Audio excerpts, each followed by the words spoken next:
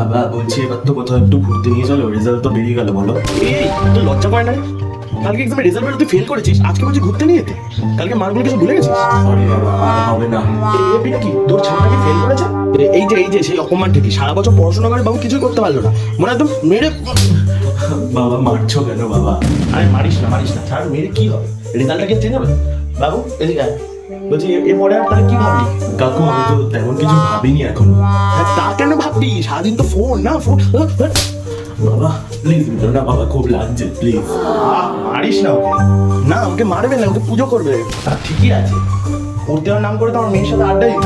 আচ্ছা, ওই জন্যই তো এই অবস্থা। কি এইসব কি শুনছি? পড়তে ছি পুরো সম্মান সব জলে মিশিয়ে দিলি তুই। মরে যাস না কেন? তোর মতো ছেলে না থাকাই ভালো। ঠিক আছে বাবা, আজকের পর থেকে তোমায় আমার জন্য অসম্মান হতে হবে না। বাবু